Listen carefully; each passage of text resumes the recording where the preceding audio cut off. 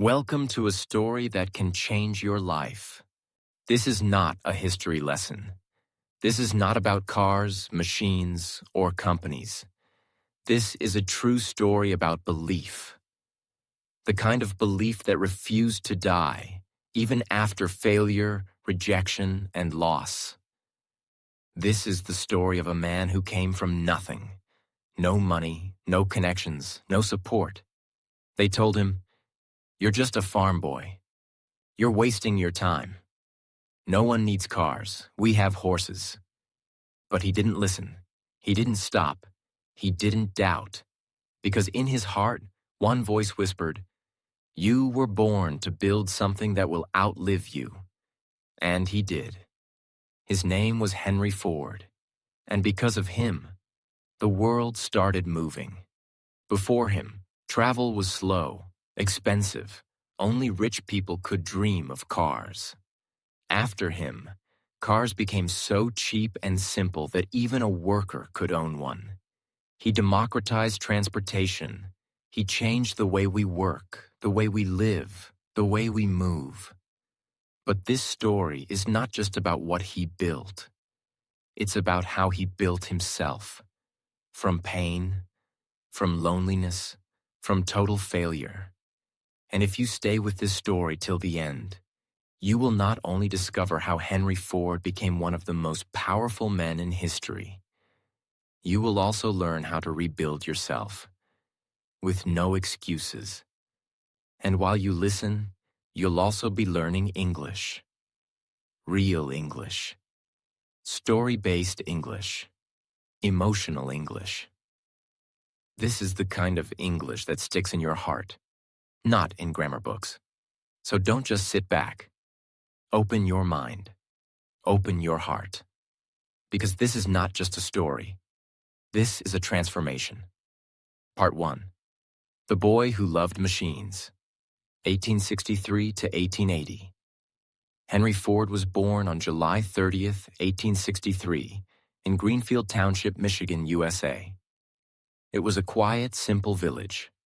No factories, no electricity, no noise. Only farms, fields, and family chores. His father, William Ford, was an Irish farmer. His mother, Mary Ford, was warm, strong, and kind. She held the family together. They had 6 children, and Henry was the first son.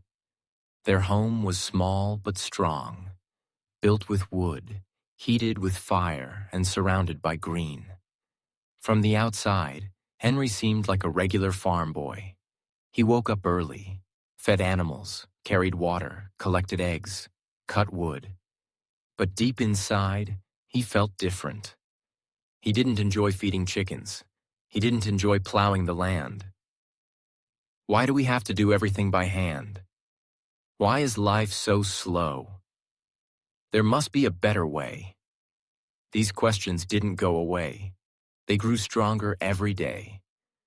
One summer afternoon, when Henry was just 12 years old, he saw something that changed his life forever. A farmer nearby had bought a steam-powered machine. It was called a steam engine. It could do in minutes what a man took hours to do. It moved, it hissed, it roared. Metal parts clicked and danced like magic. Henry was shocked. It was no longer man working for hours. It was machine doing it in seconds. He ran towards it, touched it, watched it for hours. He was obsessed. From that moment, one thing was clear. I want to understand machines. I want to build them. I want to change the world with them. Henry started collecting old watches, scrap metal, and broken parts from anywhere he could. By age 15, he had built his own small steam engine model in a shed beside the house, completely on his own. His hands were dirty, his clothes were torn, but his eyes were full of light. When people saw it work, they were shocked. They said, "He's just a boy. How did he do this?" His father didn't understand. He wanted Henry to become a farmer, like every other son. But Henry's heart was clear. He didn't want to grow vegetables. He wanted to grow machines. When Henry was 13, the worst moment of his young life came. His mother, Mary, died. She was his protector, the only person who encouraged his machine dreams. He cried for days, refused to eat. He felt completely alone in a world that didn't understand him. But in that darkness, he remembered her words. "Henry, don't ever stop following that light inside you." And he didn't. At 16 years old, Henry made a choice. He packed his small bag, said goodbye to his family farm, and walked away. He was not running from something. He was running toward something, toward a city, toward machines, toward his future. He moved to Detroit, a fast-growing city full of factories, workshops, and innovation. In Detroit, Henry worked as an apprentice machinist, fixing engines, oiling machines, and studying every moving part. He worked 10 to 12 hours a day. He earned $2.50 a week. But he didn't care about money. At night, he didn't sleep. He read books about machines. He studied blueprints. He built small parts with his own hands. He didn't go to college. He didn't go to parties. He went to work. That's what built his mind. That's what shaped his destiny. Part 2. The first car, the first failure, and the fire inside. 1880 to 1893. Detroit in the 1880s was loud. Smoke filled the skies. Factories pumped out metal, sparks, and sweat. Men worked with fire and steel. This was the age of machines. And Henry Ford was exactly where he wanted to be. But while others were fixing machines, Henry was thinking something dangerous. What if I make a machine that moves by itself? At this time, people used horses for everything. To carry people, goods, wood, food. If you wanted to travel, you needed a horse. If you were poor, you walked. And Henry looked at the world and thought, this is too slow, too expensive, too limited. He didn't just want to create a car. He wanted to create a new way of life. But in 1885, this idea was laughable. People said, if man was meant to move fast, God would have given him wheels. Horseless vehicles? That's for the rich, not for workers. Engines are dangerous. They'll explode. But Henry didn't argue. He just started building. Henry worked full-time at Edison Illuminating Company. He was a top engineer, earning a better salary now. But after work, when others went home to rest, Henry went into a tiny shed behind his house and built his dream. He bought parts with his own money. Steel, screws, gears, tires, pipes. He worked until 2 or 3 in the morning. His hands were black with oil. His back hurt. His fingers bled. But his eyes were full of light. He called it the quadricycle, a 4-wheeled vehicle powered by a small gasoline engine. This car had 4 bicycle wheels, a small ethanol-powered engine, a steering lever, not a wheel, a simple frame made of metal rods. It could carry 2 people and had no roof, no doors, and no reverse gear. It was not beautiful. It looked more like a motorized baby carriage. But it moved. He tested it in his yard. The engine started. It made noise. It coughed. And then it began to roll forward. Henry's hands shook. His heart beat faster. Tears came to his eyes. It moves, he whispered. It actually moves. June 4th, 1896. Henry was 32 years old. He and a friend pushed the quadricycle out of the shed, but it was too wide to pass through the door. So what did he do? He grabbed an axe and broke the wall of his shed. That's right. He literally destroyed his own garage to make way for his dream. Once the machine was out, he started it and began his first ride on the streets of Detroit. People stared. Some laughed. Others screamed. Dogs barked. Horses panicked. Children ran. But the car kept going. 20 miles per hour. It was noisy. It was shaky. But it was history. Henry Ford had built and driven one of America's first gasoline-powered vehicles. Later that year, Henry was invited to a private dinner. Among the guests, Thomas Edison, the most famous inventor in the world. Henry explained his idea: a cheap car that anyone could buy. A vehicle for the common man. Edison slammed the table with excitement. He said, "Young man, that's the thing. Keep at it. Electric cars are too heavy. Your gas-powered car is the future. You've got it." That night, Henry didn't sleep. Edison's words were fuel. In 1899, Henry raised money from investors and started his first company, the Detroit Automobile Company. Now he had a factory, employees, machines. It looked like success, but the company was a disaster. Why? The cars were too expensive. They broke easily. Production was slow. Henry kept changing designs to make them better, and the investors got angry. After just 18 months, the company shut down. People said, "We told you, he's a dreamer, not a businessman." Henry was humiliated. He had no job, no company, no car. Most people would give up. But Henry Ford was not most people. He didn't quit. He went back to his garage. No investors, no workers, no fancy tools. Just him. And the burning desire to try again. He studied what went wrong. He simplified the design. He rebuilt the engine. He imagined a new company, one that would build fast, strong, simple cars, not complicated machines. He started working on a new project. The 999, a racing car. To get attention, Henry decided to build the fastest car in America. He designed the 999, a giant red monster with 80 horsepower and no hood, just fire, pipes, and power.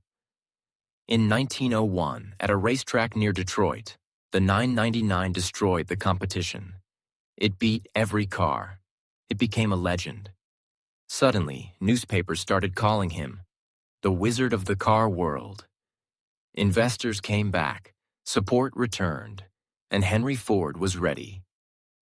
This time, he would not fail. He had a new vision, a new company, and a new plan to build the car that would change the world. Henry Ford had failed once, but instead of crying, complaining, or quitting, he rebuilt himself. And now, with the success of his racing car, the 999, investors were begging to work with him again. But Henry had changed. This time, he had one clear mission. I will not build cars for the rich. I will build cars for the people. On June 16, 1903, Henry and 11 investors created a new company, Ford Motor Company. The starting money, $28,000, from investors, not from Henry himself. Headquarters, a rented building on Mack Avenue in Detroit. Employees, just a handful of mechanics and dreamers. Henry was the vice president and chief engineer. But even though he didn't have full control yet, he had a plan, a massive plan. He was going to create a car that was simple, cheap, and strong enough to survive America's terrible roads. The first car they made was called the Model A. It was a two-seater. It had a small engine, leather seats, and a price of $850, which was a lot of money back then. It was a success. In the first week, they received over 1,000 orders. But Henry wasn't satisfied. "This is just the beginning," he said. "I will build something better, something the world has never seen." So he kept improving. He made Model B, Model C, D, E, F, and more. Each car was stronger, faster, and more reliable. But Henry still wasn't happy. Why? Because the price was still too high. In secret, Henry worked day and night on a new idea. He wanted to build a car that would last for years, drive on rough, muddy American roads, be easy to repair, be affordable, even for factory workers. This dream became his obsession. He called together a small team of the smartest minds he could find, including Childe Harold Wills, a brilliant engineer, Joseph Gay Lamb, a Hungarian immigrant, and a group of mechanics who didn't go to university but knew how to work with their hands. Together, in a small wooden building, they worked in silence. Months passed. They built. They tested. They broke things. They started again. And then finally, in 1908, they gave birth to something that would change history. In October 1908, the Model T was born. It had a 4-cylinder engine, a top speed of 45 miles per hour, 20 miles per gallon, simple controls anyone could learn, a strong steel body, and most importantly, it cost just $850 and would drop much lower later. People laughed at first. They called it Tin Lizzie, an ugly name for a beautiful idea. But the public didn't care. They didn't want fancy. They wanted freedom. And the Model T gave it to them. Orders exploded. People from every corner of America, farmers, teachers, factory workers, small business owners, were now able to own a car for the first time. Before this, cars were a luxury. After Model T, they became a necessity. Within 10 years, more than half the cars in the world were Ford Model Ts. But how did Henry do it? How could he make so many cars, so quickly, at such a low price? That's where the real magic begins. In 1913, Henry and his team invented something that would not only change the auto industry, but change every factory in the world. They created the moving assembly line. What does that mean? Before this, a group of workers would stand around a car and build it together, piece by piece. It was slow, expensive, tiring. But Henry flipped the system. Instead of workers moving around the car moved to the workers. Each worker had one job, one small task, one simple action, repeated again and again. Like this. One man attached the wheels, another installed the engine, another did the steering, another added the seat. The car moved along the line, and at the end, it was finished. The result? A car that used to take 12 hours to build now took just 90 minutes. As production became faster, the price of the Model T dropped again and again, from $850 in 1908 to $600 in 1912 to $440 in 1919 and eventually to just $260 by the 1920s. Henry wasn't just building cars. He was building access. He once said, "I will build a motor car for the great multitude. It will be so low in price that no man making a good salary will be unable to own one." He kept that promise. In 1914, Henry did something shocking. At a time when most companies paid $2.50 a day, he announced, "From now on, my workers will earn $5 per day, double the average salary." People called him crazy. Other businessmen were furious. But Henry smiled, because he knew one thing. If I pay my workers well, they will work harder, stay longer, and even buy the cars they build. And he was right. Ford's factory became a model of discipline, loyalty, and efficiency. And soon other companies had no choice. They started copying him. Henry Ford didn't just change how people worked. He changed why they worked. Thanks to the Model T, farmers could go to town. Women could travel alone. Goods could be delivered faster. People could visit relatives far away. America became mobile. The car was no longer a toy for the rich. It was a tool for the future.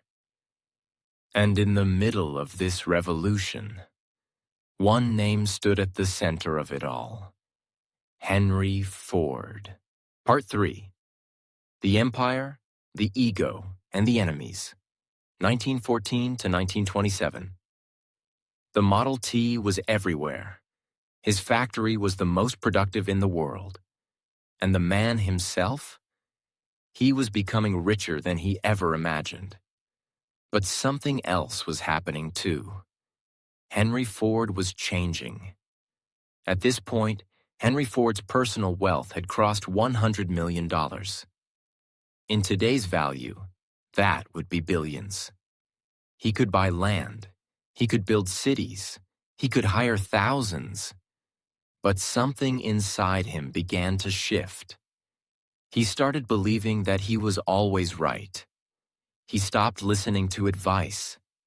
He became more stubborn, more private, more controlling. Some say he was just focused. Others say he was becoming arrogant. But no one could deny one thing. He had built an empire. And now, he ruled it like a king. In 1917, Ford began building something the world had never seen before. A factory so massive, so complete, so powerful, that it didn't just build cars. It created them from raw earth. This was called the River Rouge Complex, built along the Rouge River in Dearborn, Michigan. This single facility had its own steel mill, a glass factory, a rubber plant, an electric power station, its own railway system, even its own hospital and police. It could take raw iron ore from ships, melt it into steel, form it into parts, build engines, paint bodies, and roll out a complete car at the end. It was the most advanced factory the world had ever seen. Nothing like it had ever been done. Henry didn't just build cars. He built a machine that made machines. But behind the success, something strange was happening. Henry Ford started keeping more secrets. He avoided reporters. He didn't attend big meetings. He stopped dressing fancy. He became very quiet and started writing his own personal newspaper called the Dearborn Independent. In it, he shared his opinions on the world, business, and society. Some of those ideas were controversial and even dangerous. His mind was brilliant, but also complicated. He believed in hard work.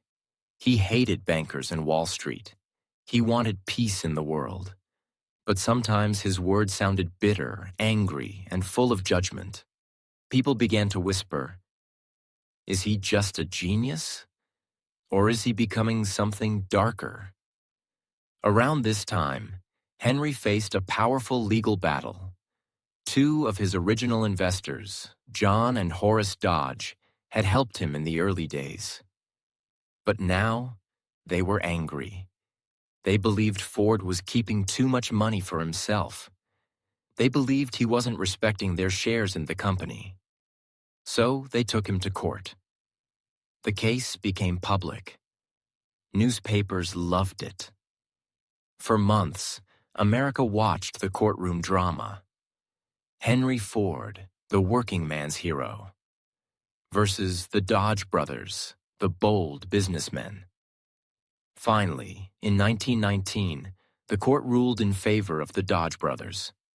Ford had to pay them millions of dollars. But instead of being defeated, Henry did something shocking. He said, "Fine, if the court says I have to treat my investors fairly, then I'll get rid of my investors." Henry and his son Edsel Ford made a bold plan. They would buy every single share of Ford Motor Company.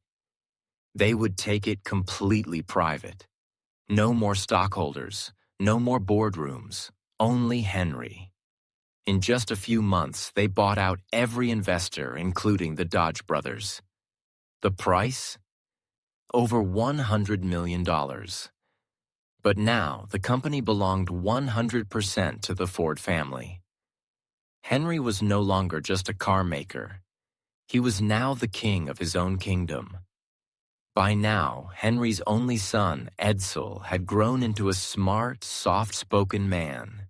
He was different from his father, gentle, artistic, and modern. Edsel loved elegant car design. He wanted to build faster, more beautiful cars. He wanted Ford Motor Company to grow globally. Henry, however, didn't agree. He believed in strength, not beauty. He wanted simple cars, not stylish ones. This caused a quiet war between father and son. Henry gave Edsel the title of president, but kept all the control. He allowed Edsel to speak, but rarely listened. It was painful. Edsel respected his father deeply, but he was also growing frustrated. Some insiders said, "Edsel is the future," but Henry refuses to let go of the past. By the mid-1920s, the world was moving fast. New car companies were rising. Chevrolet, Chrysler, General Motors. They were offering stylish, colorful, advanced vehicles. But Henry refused to change. He still believed the Model T was perfect. He said, "Any customer can have a car painted any colors, so long as it is black." Black was the cheapest, dried fastest, and allowed more production. But customers were bored. They wanted choices, color, style, speed. Sales began to slow down. But Henry didn't care. He still pushed the Model T, the same design, the same engine, the same look. He was no longer building for the future. He was stuck in his own past. In 1927, something unbelievable happened. Henry suddenly walked into the River Rouge factory and shut it all down. He ordered workers to stop production of the Model T. He told them to destroy all the old machinery. Why? Because deep inside, he knew. The world has changed, and I must change with it. It was the end of an era. More than 15 million Model T cars had been made, more than any car before. But now, it was over. The car that had made Henry Ford a legend was gone, and something new was coming. Henry and Edsel now worked together on a new project, the Model A. It would be faster, more beautiful, more advanced. But the process wasn't smooth. Henry still argued. He still wanted control. He still doubted modern ideas. But Edsel kept going. And slowly, something began to change. Not just in the factory, but in the relationship between father and son. After ending the Model T, Henry and his son Edsel Ford began working on a new car, the Model A. This time, it wasn't built in a small garage. It wasn't tested quietly. This was America's most watched product. Millions were waiting, and they had high expectations. Style, comfort, speed, color options, and more modern technology. But behind the scenes, it was a battle. Henry still wanted simplicity. Edsel wanted elegance. Henry wanted strength. Edsel wanted beauty. They argued over everything: the engine, the design, even the logo. Henry, now in his mid-60s, refused to give up control. He questioned every change. He delayed decisions. Edsel remained calm, respectful, patient, but those close to them could feel the tension. They were not fighting with fists, said one factory worker. They were fighting with silence.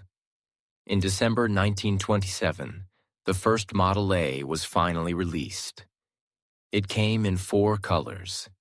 It had improved safety, better steering, and a stylish design.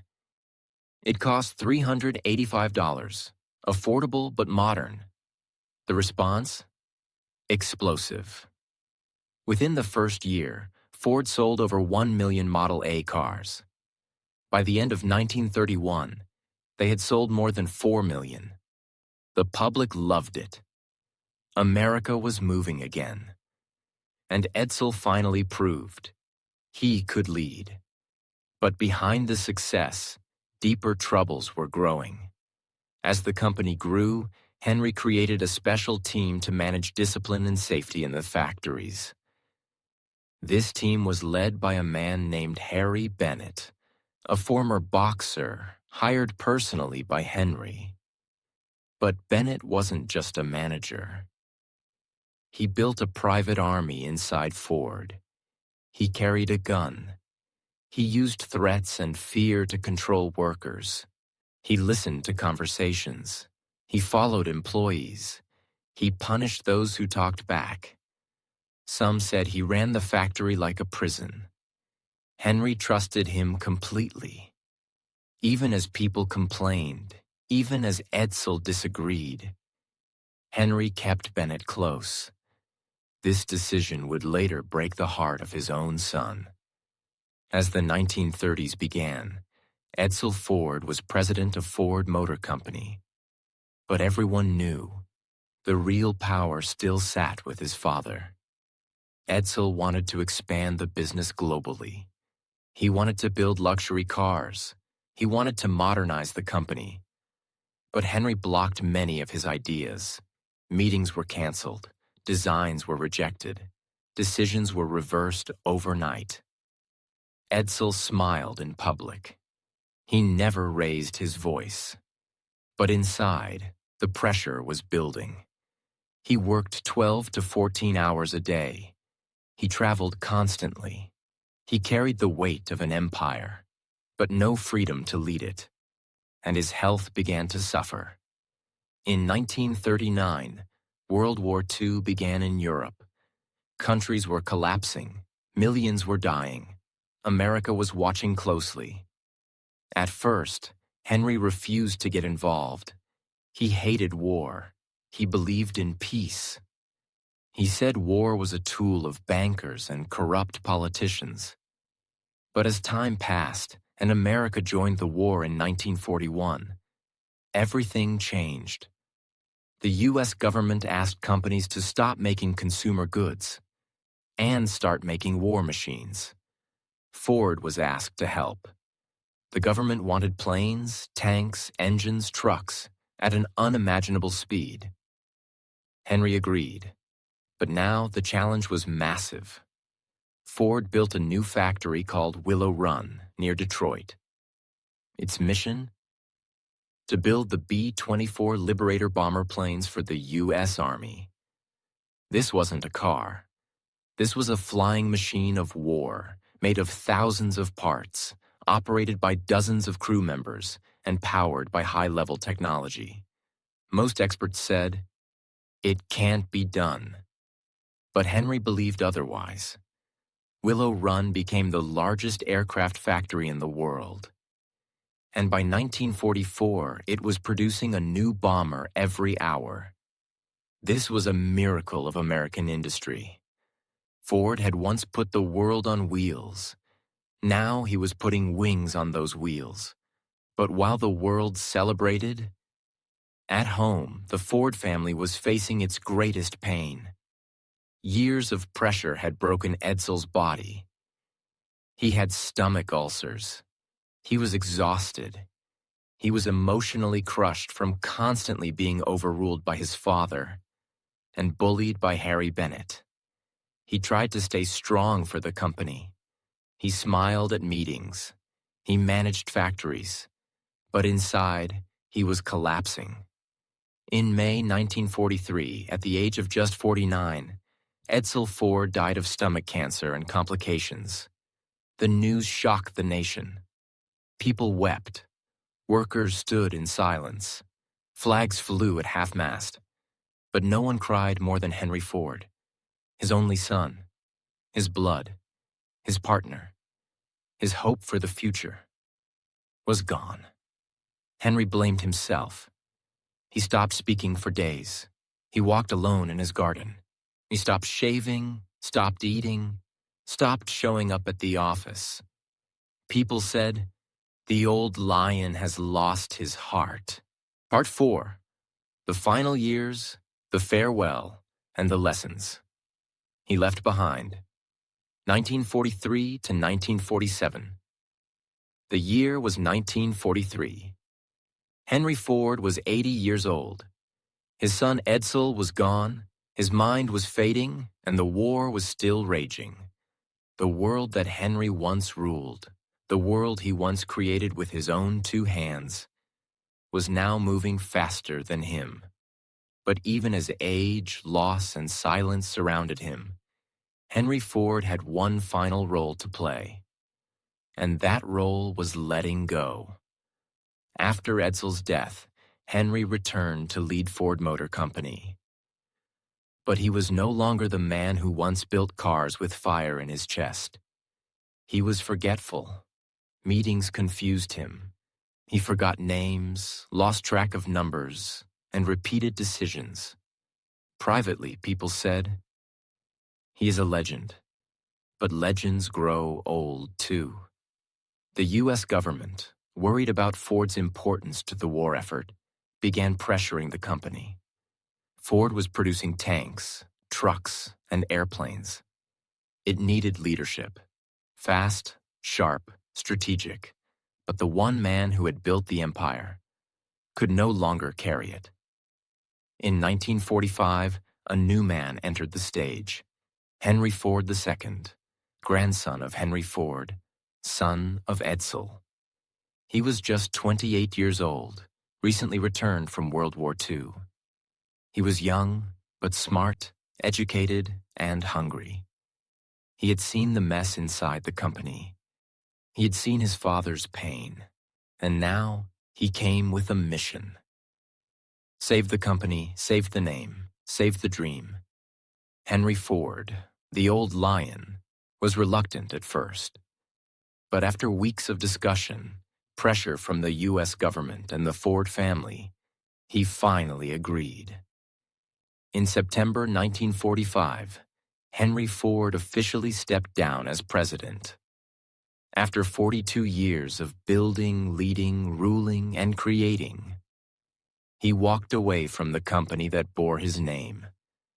After retirement, Henry moved back to his estate, Fair Lane, in Dearborn, Michigan. It was a quiet place, surrounded by trees, birds, and nature.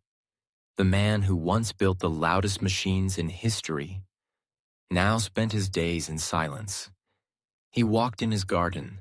He fed the birds. He sat by the window and read letters. Sometimes workers would see him walking through the old Ford factories, slowly, carefully, watching the machines he once gave life to. He didn't speak much. He didn't smile much. But he was present, in the place where it all began. At Fair Lane, everything reminded him of the past. The small toolbox he once used as a boy. The chair where Edsel sat with him during summer afternoons. The letters from inventors and presidents, now kept in drawers. The Model T parked in his garage. Untouched, quiet, legendary. But perhaps the loudest silence in the house was the absence of Edsel. Some said Henry never fully forgave himself, that he blamed his pressure, his stubbornness, his pride, for pushing Edsel too hard. He never said those words, but he didn't have to. The way he walked, the way he looked out the window, the way he held Edsel's photo in his study, it all said everything. On the night of April 7th, 1947, a massive storm hit Dearborn. Lightning lit up the sky. Rain poured hard. That night, the power went out across the city. In Fair Lane, Henry Ford sat by a small candle. No electricity, just firelight, the way it was when he was a boy. He sat silently, breathing slowly, his eyes soft. Around 11:40 p.m., Henry Ford passed away in his bed. Peacefully, calmly, quietly.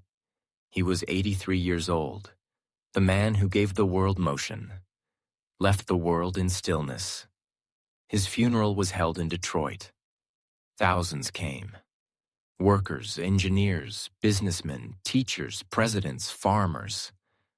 All stood together, not in silence for a car maker, but in honor of a world maker. They didn't just thank him for his inventions. They thanked him for their lives. The father who got to visit his son because of a car. The mother who could work in a city because she could travel. The student who dreamed bigger because he saw what one man could build. After Henry's death, the company continued under his grandson, Henry Ford II. It modernized, grew, faced new challenges, but the spirit of the original Ford never disappeared. Today, Ford Motor Company is one of the most recognized companies on Earth. With factories in dozens of countries, millions of vehicles, and a name that still means power, progress, and passion. But more than cars, more than money, more than buildings, Henry Ford left behind a mindset, a blueprint for belief. Now let's talk about what you can learn from his extraordinary life. Here are 12 powerful lessons that can change your future. 1. Dreams start small, but they don't stay small. He started in a farm shed, but because he believed, the world changed. Never underestimate the power of a small beginning. 2. If you can't find a path, build one. There were no car companies, no mentors, so he became his own guide. If the world doesn't give you a way, make one. 3. Work in silence. Let results make the noise. Henry built alone, failed alone, but when his engine moved, the world listened. 4. Failure is the cost of building something great. His first company failed. His ideas were rejected. But every failure was a step.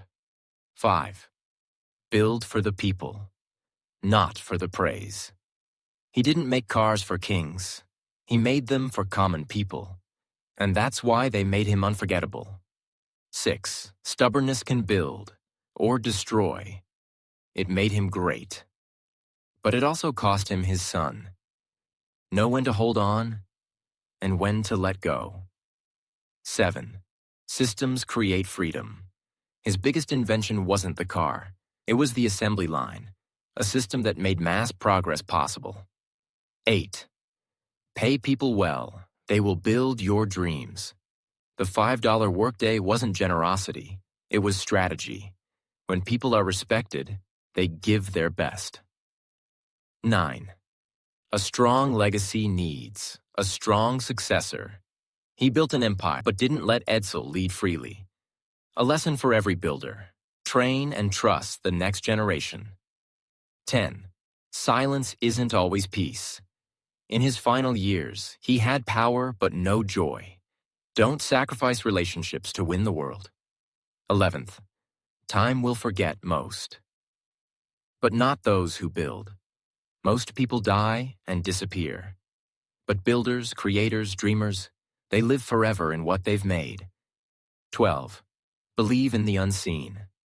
Then make it real. At 12 years old, he saw a steam engine and whispered to himself, "One day I'll build something better." And he did. So can you. This was the true, complete, deeply emotional, and fully detailed biography of Henry Ford. Told with no rush, no missing moments, and no wasted words. He was not perfect, but he was powerful. And now, so are you. Because you didn't just learn about a man, you learned about possibility.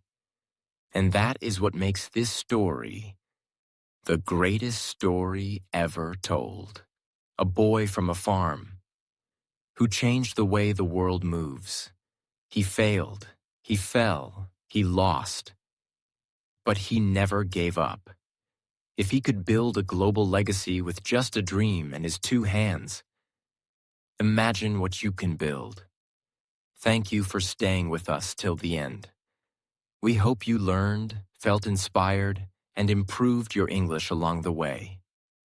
If this story touched your heart, please subscribe to our channel for more real, emotional, and powerful stories like this. Until next time, keep dreaming, keep building, and never stop believing. Warm wishes to you and your journey ahead.